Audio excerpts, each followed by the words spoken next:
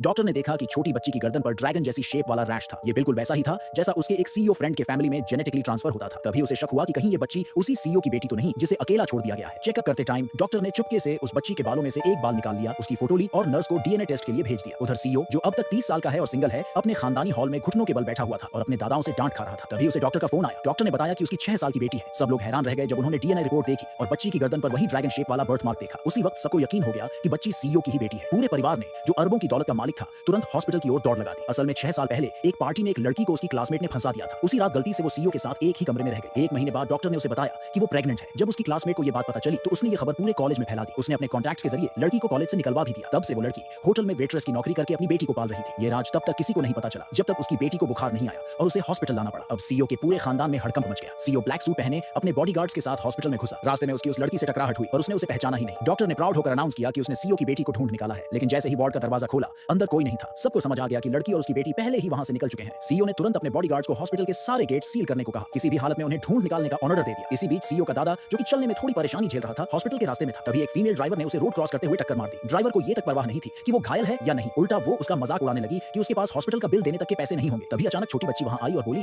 कि ये तो ज़ीब्रा क्रॉसिंग है और गलती ड्राइवर की है, उसके दादा की नहीं। ये सुनकर ड्राइवर गुस्से में आ गई और बच्ची को सबक सिखाने आगे बढ़ी। उसी वक्त बच्ची की मां वहां पहुंच गई, लेकिन उसे ये पता नहीं था कि वही ड्राइवर उसकी पुरानी क्लासमेट है जिसने सालों पहले उसे फंसाया था। लेकिन उस औरत ने कहा कि वो पहले ही पुलिस को कॉल कर चुकी है और ड्राइवर को कहा कि तुरंत यहां से निकल जाए, वरना ट्रैफिक रूल्स के हिसाब से पैदल चलने वालों को रास्ता न देने पर पूरी गलती उसी की मानी जाएगी। उसे 200 युआन का फाइन देना पड़ेगा और उसके 2 लाइसेंस पॉइंट्स भी कट जाएंगे। ये सुनकर पुरानी क्लासमेट को बस गालियां देते हुए वहां से भागना पड़ा। जब दादाजी को उठाकर खड़ा किया गया, उन्होंने उस समझदार सी बच्ची को देखा और सोचा कि अगर उनकी परपोती मिल गई है तो वो जरूर इस बच्ची जैसी ही स्मार्ट और प्यारी होगी। उसी टाइम सीईओ भी वहां से गुजरा और एक बार फिर उस औरत से टकराया। उसे फिर से एक जानी पहचानी सी फीलिंग आई, लेकिन वो पहचान नहीं पाया। 3 दिन बाद औरत को काम से निकाल दिया गया क्योंकि उसने बेटी को हॉस्पिटल ले जाने के लिए छुट्टी ली थी। फिर वो किसी नई जॉब की तलाश में सीईओ की कंपनी में इंटरव्यू देने गई, लेकिन उसे क्या पता था कि इंटरव्यू लेने वाली वही पुरानी क्लासमेट थी जिसने उसका रिज्यूमे वहीं फाड़ दिया और कहा कि इतनी गिरी हुई औरत को उनकी कंपनी कभी हायर नहीं करेगी। उसी टाइम सीईओ वहां से गुजरा और जब उसे पता चला कि यही औरत उसके दादाजी की जान बचाने वाली है तो वो तुरंत मीटिंग रूम में घुसा, माफी मांगी और कहा कि औरत अपनी बच्ची को साथ लाकर काम कर सकती है। औरत की खुशी का ठिकाना नहीं रहा। अब उसे अपनी बेटी की स्कूल फीस और देखभाल की टेंशन नहीं थी, लेकिन उसे क्या पता था कि उसकी पुरानी क्लासमेट के दिल में उसके लिए गहरी नफरत भरी हुई है। अगले दिन औरत अपनी बेटी को लेकर सीईओ के इलेक्ट्रॉनिक्स फैक्ट्री में काम पर गई, जहां उसकी क्लासमेट पहले से ही वर्कशॉप सुपरवाइजर को रिश्वत देकर सेट कर चुकी थी। सुपरवाइजर ने औरत को अपने ऑफिस बुलाया और परेशान करना शुरू कर दिया। तभी औरत ने बाहर से अपनी बेटी की रोने की आवाज सुनी और जल्दी से बाहर भागी। उसी वक्त क्लासमेट ने झूठा इल्जाम लगा दिया कि फैक्ट्री के तैयार प्रोडक्ट्स बच्ची की वजह से खराब हो गए हैं। अब कंपनी औरत को सिर्फ निकालना ही नहीं चाहती थी, बल्कि उससे नुकसान की भरपाई भी मांग रही थी। औरत ने घबराकर अपनी बेटी से पूछा,